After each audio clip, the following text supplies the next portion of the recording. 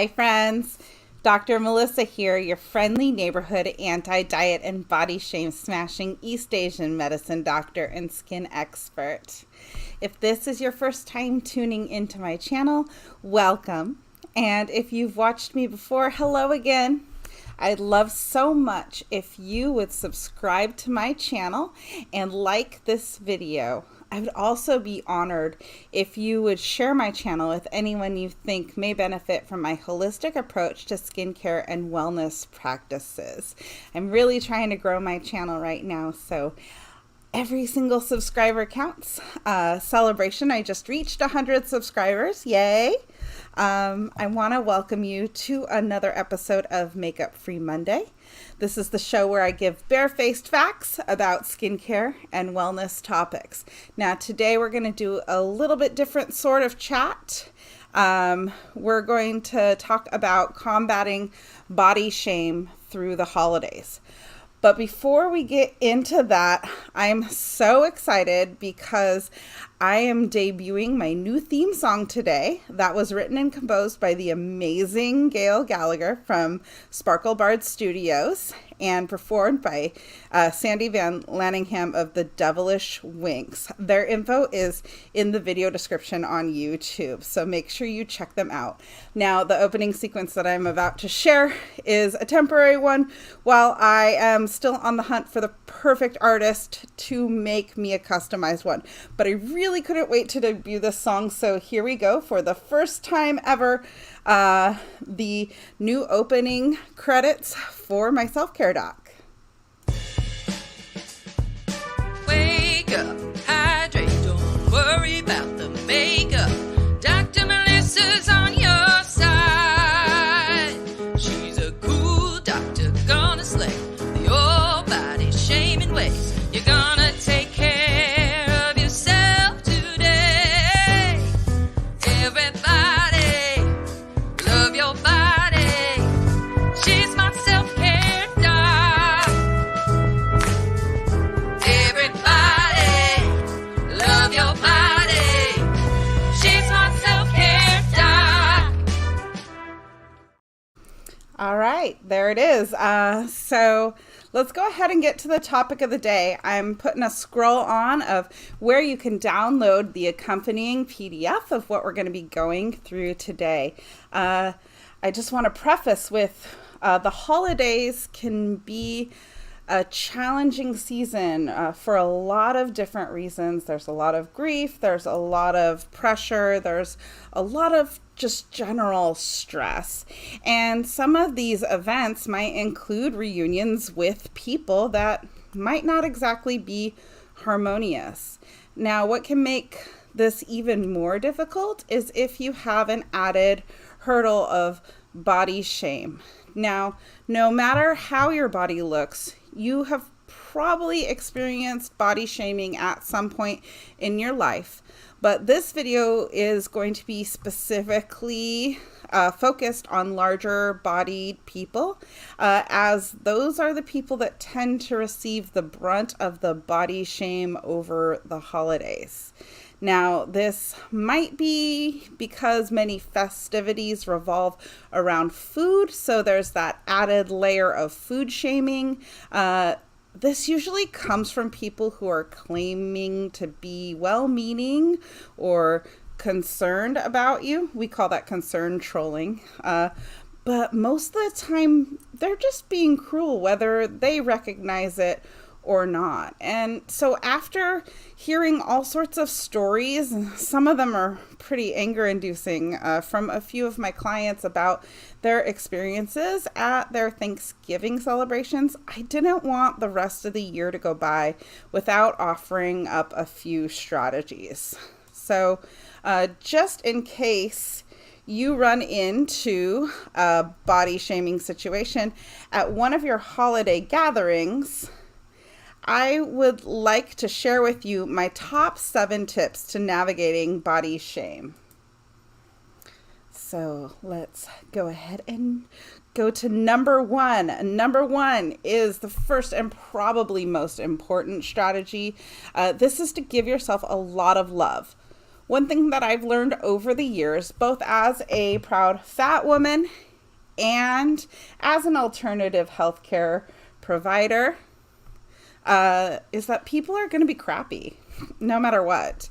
I've found that on days that I take my time to do my affirmations and give myself a little extra love before I step into these situations, I tend to fare a little bit better. Now, I want to share with you one of my favorite affirmations for bad body days, and hopefully it will help you too. There's a written copy of this on the PDF that you can download, so I hope that if you've had a chance to do that, you'll follow along. If not, you can just repeat after me, and feel free to use this one, or you can come up with your own, of course.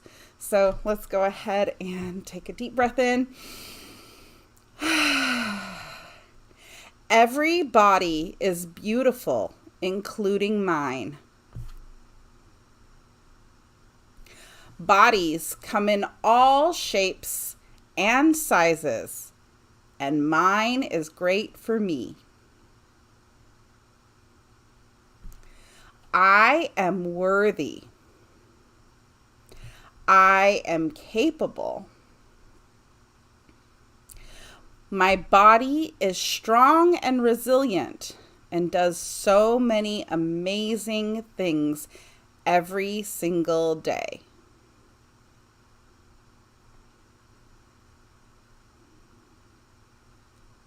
I reject how society tells me how to feel about my body. I do not compare my body to others. Listening to my body's needs is important. I enjoy taking care of my body. And I continue to work on loving my body more every day. There you go. I hope that you will find this useful for you.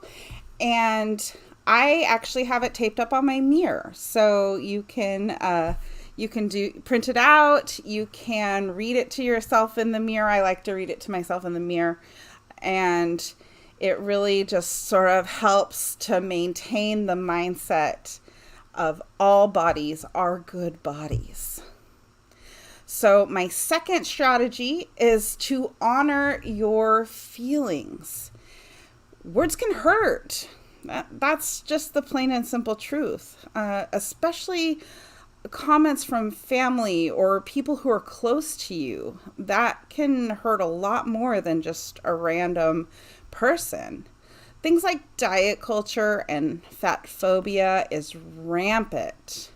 And it can be super painful when someone we love buys into it. And even more when they take it upon themselves to comment about it to us. Acknowledging the pain that they are causing you is important. Even if it's just for a moment to remind you that your body is not wrong. Society is. I'm going to say that again. Your body is not wrong. Society is. Now, how about dealing with people directly? Now, if you're a direct person, you can repeat the question that they asked you back to them. Now, this one can be a little bit spicy. But if you have the confidence to do it, I highly recommend it. It will stop someone in their tracks. If they don't take hearing that question back at them as a cue to apologize to you for being a jerk, you can follow up with did you really just ask me that? And then if they're still adamant or they insist on doubling down on their offensive question or comment, let them know how uncomfortable they're making you.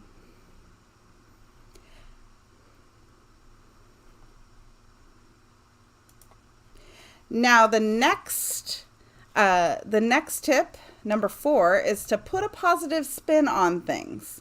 Now, this is one of my favorite techniques. This especially works for someone who, if you're around someone who's restricting themselves, maybe they're on a diet or a food plan, and they find the need to insert that into every conversation. On holidays, things like what diet people are on tends to be sort of a badge of honor. And so if you catch someone saying something about calories and food, you can go a couple different directions to put a positive spin on it.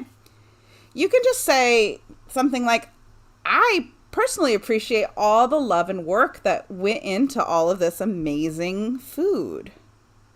Or you can make a joke and say, well, I guess that just means there's more for us, and give a little laugh.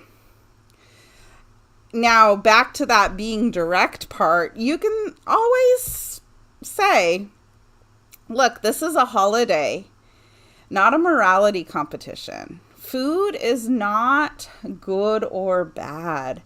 Food is food. Now, if you don't feel confident on doing those sort of direct techniques, here's another one that might come in handy. Changing the subject. Don't engage. Walk away.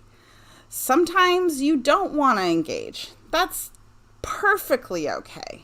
If you don't feel like facing that situation straight on, if you think that it might cause more problems, or you're just not ready for the emotional labor that you may have to perform in order to be direct with someone, you can just walk away or say something like, I'm really doing my best to cut down on the amount of negative talk in my life. So if we could talk about something else, that would be great. Alternatively, you can just ignore it and ask a completely unrelated question, or simply give a compliment on the decor. Oh, what great napkin rings. That's always a nice way to get to the next thing.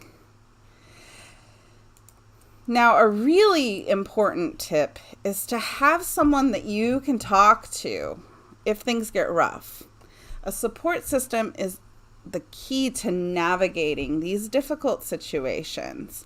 Hopefully, you already have a friend or an online community or a supportive family member that you can vent to if things go south.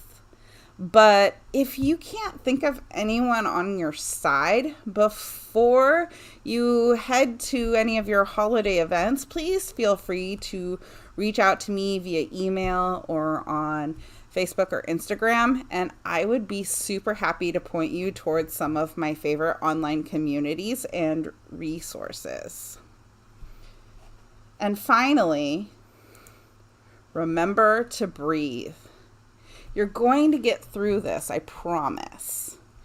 Keep your breathing techniques on hand. The 2 techniques that I use most often are box breathing or extended exhale breaths.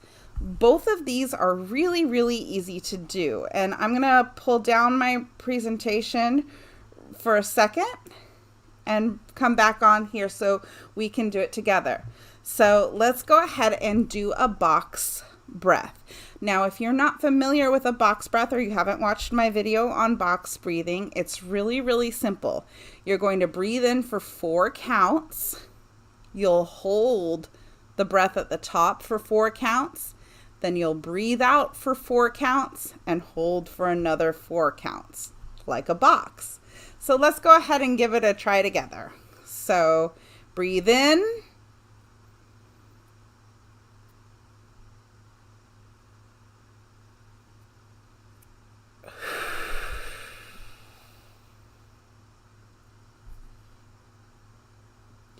And again.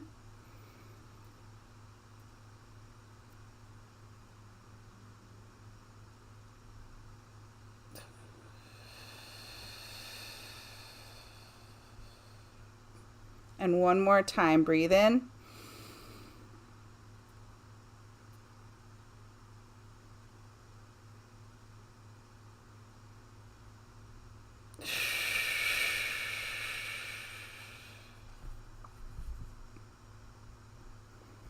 And allow your breathing to return to normal. Oh, I already feel better. Now for the extended exhale, this is a breathe in for 4 and breathe out for 6. So let's try that together. We go.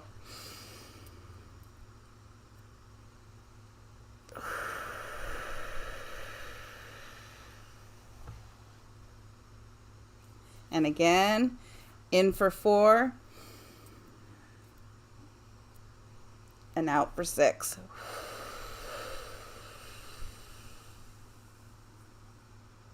And one more time, in for 4 and out for 6.